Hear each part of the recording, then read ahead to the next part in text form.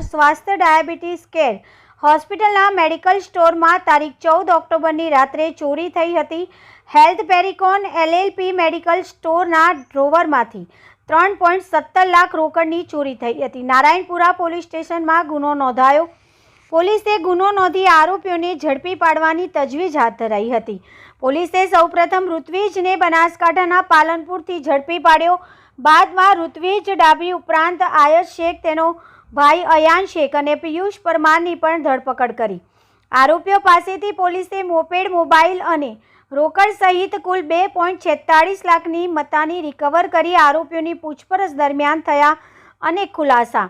અયાજ Sheikh medical સ્ટોરમાં helper તરીકેની નોકરી કરતો હતો। થોડા સમય પહેલા અયાજની મિત્રતા પિયુષ પરમાર અને સહદેવ પરમાર સાથે હતી।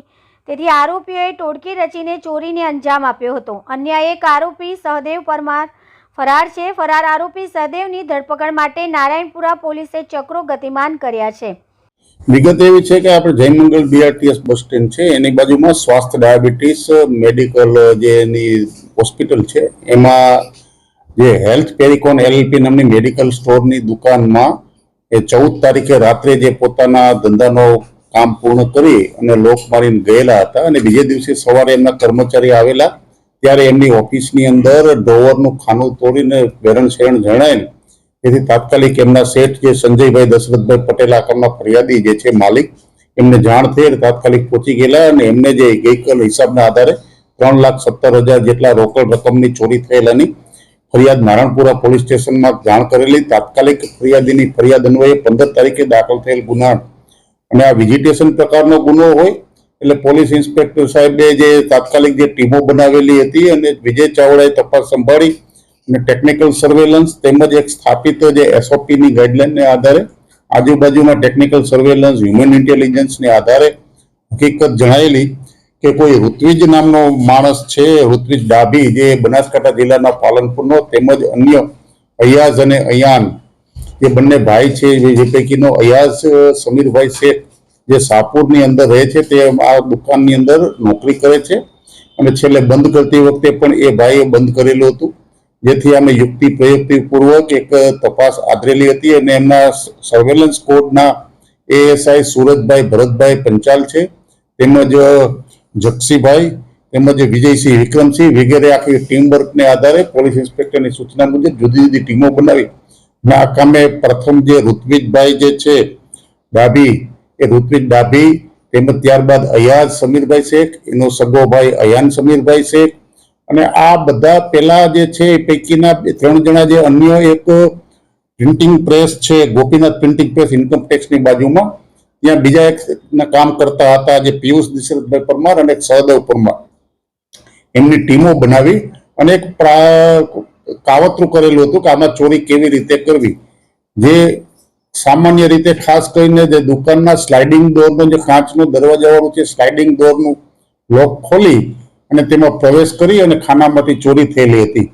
આ કામના આરોપીઓને તાત્કાલિક હસ્તગત કરેલા હતા અને ગુનામાંથી ગયેલ મુદ્દામાલ પૈકીના 2,46,000 રૂપિયા જેટલા લોકોનો મુદ્દામાલનું રિકવર કરવામાં આવેલું છે અને હજી એક અન્ય આરોપી જે સહદેવ પરમાર જે છે એને હસ્તગત કરી અને પૂછપરછ કરી અને વધુ મુદ્દામાલ રિકવર કરવાની તપાસ તજવીજ ચાલુ હાલતમાં છે। અને આમના જે ગુનાહિત ઇતિહાસ આજ સુધીમાં જણાયેલ નથી, પરંતુ બધા 21 થી 23 વર્ષની ઉંમરના છે અને 2 સગા ભાઈ અને બીજા જે એમને ગોપીનાથ પ્રિન્ટિંગ પ્રેસમાં એમના ભાઈ સાથે કામ કરતા હતા એ બધા લોકોએ ભેગા મળી ટોળકી બનાવીને નક્કી કરેલું હતું કે આવી રીતે ચોરી કરી રાત્રિના સમયે આવેલા હતા અને ચોરી કરી અને જે વાહનથી આવેલા હતા એ પલ્સર બાઇક આ તે બધું કબજે કરેલું છે પોલીસે। તપાસના કામે હજી કોઈ ગુનામાં આમની કોઈ સંડોવણી કે અન્ય કોઈ પોલીસ સ્ટેશનમાં દાખલ થયેલા આ જ પ્રકારના એમો છે એ બાબતે એક બ્રોડકાસ્ટ મેસેજ પણ કરવામાં આવેલો છે, જેને આધારે કોઈ ગુનામાં આવી એમોથી થયેલ ચોરીમાં જરૂરિયાત હોય તો નારાયણપુરા પોલીસ સ્ટેશનનો સંપર્ક કરવો। આ કામગીરી જે છે દાખલ થયેલ તપાસમાં ફક્ત એક જ દિવસની અંદર નારાયણપુરા પોલીસ ઇન્સ્પેક્ટર વિજય ચાવડાએ તેમજ તેની ટીમ દ્વારા એક રસપૂર્વક દાખલ કરી અને તપાસ આધારિત એમો આધારિત તપાસ કરતા ગુનો સફળ કરવામાં શોધવામાં આપને સફળતા પ્રાપ્ત થયેલ છે। ચોરી કરવા માટે કોણ આવ્યું હતું અને આ આખું પ્લાનિંગ કેટલા સમય પહેલા કઈ જગ્યાએ રચાયું હતું? પ્લાનિંગમાં ચોરી ક્યારે નક્કી થયું પણ બધા મિત્રો હતા અને સામાન્ય જે કામ કરી અને પરત થાય ત્યારે એ બધા ભેગા થતા હોય છે. અને અયાઝ સમીરભાઈ શેખ જે છે એ શાહપુરની અંદર ગણેશનગર સોસાયટીમાં આવેલા છે.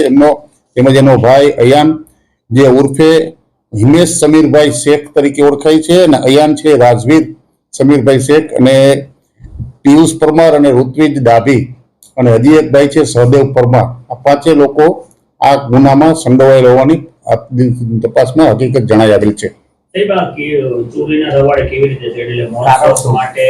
સામાન્ય રીતે ધવાડે ચડવામાં તો હજી કોઈ ઇતિહાસ છે જ નહીં, પણ યંગ એજ છે એટલે કદાચ અત્યારના સમયમાં તાત્કાલિક કોઈ નાના મોટી પોતાની આર્થિક જરૂરિયાત પહોંચી વળવા માટે યંગ જનરેશન પોતાના મોજ શોખ પૂરા કરવા માટે ચોરી કરેલો એવું પ્રાથમિક દ્રષ્ટિએ જણાય છે. વાપરવામાં તો હજી એક આરોપી જે છે સહદેવ, એમને પોલીસ પૂછપરછ મોટાભાગના રોકડ રકમ આપણે 1,70,000 જેવી રકમ કબજે કરી છે, પલ્સર કબજે કર્યું છે, 5 મોબાઈલ કબજે કર્યા છે, અને હજી વધુ તપાસ ચાલુ છે.